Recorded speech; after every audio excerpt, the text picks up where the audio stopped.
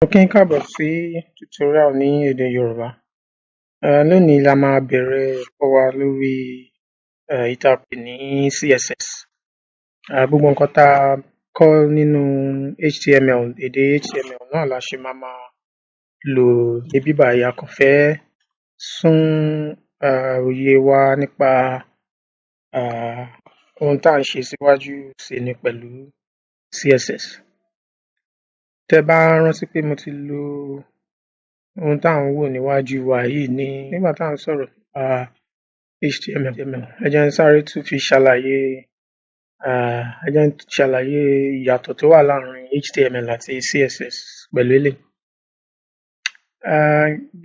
Bí mo ṣe sọ tẹ́lẹ̀, tẹ́ bá ń wá nǹkan látòrí browser yín, fún àpẹẹrẹ tó bá jẹ́ Google lẹ lọ tẹ́ ti fẹ́ wá nǹkan. Mo sọ fún yín pé fáìlì tí server Google máa kọ́kọ́ bá yín gbé wá ó jẹ́ HTML file, ìyẹn tí mo pè ní index.html. Àmọ́ ká ní ó máa kọ́kọ́ gbé HTML file wá, á ṣẹ̀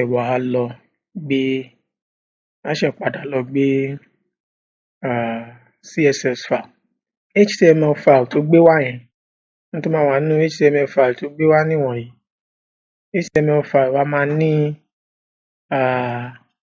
irú nǹkan tí bí ọ̀rọ̀ àti òǹkà ọ̀rọ̀ àti bí àwọn nǹkan báyìí, àbídí oríṣiríṣi báyìí ni àwọn nǹkan tí HTML wa máa gbé wá sórí website yìí báyìí lórí Google. Àmọ́ ohun tí CSS máa wá gbé wá ní irú nǹkan bí àwòrán. CSS máa gbé irú nǹkan bí àwòrán, á gbé wá sórí browser wa. Wọ́n lè gbé irú àwọn nǹkan báyìí bí irú eléyìí á gbé wá, èyí tí mo ṣe lè pè ní àwòrán. Á fún láwọn àwọ̀ oríṣiríṣi.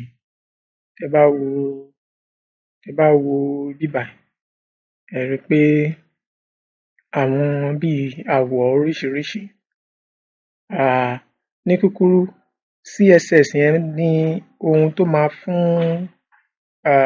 website wa ní òun ni bí adùn website wa. Báwo mo ṣe fẹ́ ṣàlàyé ẹ̀ báyìí. Òun ló máa jẹ́ kí website wa ṣe é wò, òun ló máa jẹ́ kó ṣe é wò lójú. Ó máa fún ní èyí tí mo fẹ́ pè ní beauty. Òun ló máa jẹ́ kí website wa kó dùn láti wò. Ohun tí mò ń sọ, ó yẹ kí ohun tí mò ń sọ ti yé yín bẹ́ẹ̀ yẹn. Nítorí pé irú àwọn nǹkan bí àwòrán nǹkan kan, ó máa ń pẹ́ kí irú àwọn nǹkan bẹ́ẹ̀ kí browser wa tó gbé jáde.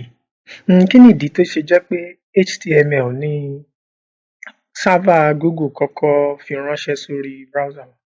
Lára àwọn ìdí pàtàkì tó fi rí bẹ́ẹ̀ ni wípé tí Google server bá kọ́kọ́ rán CSS wá sórí browser yìí, ẹ̀yin tẹ́ ń wá nǹkan lórí browser, ẹ lè má tètè rí nǹkan tí ẹ̀ ń wá. Ẹ ní tètè rí nǹkan kan kà nípa ẹ̀. Ohun tẹ́ kàn máa rí ni àwòrán àbí nǹkan kan. Oye ìgbà tí àwọn àwòrán yìí dẹ̀ fi máa ń jáde síta lórí browser ńgbà míì, ó lè fẹ́ pẹ́ díẹ̀. Pàápàá jùlọ tí íńtánẹ́ẹ̀tì yín ò bá dáa, tẹ́ bá wà ládùúgbò tó jẹ́ pé íńtánẹ́ẹ̀tì ti fi bẹ́ẹ̀ dáa.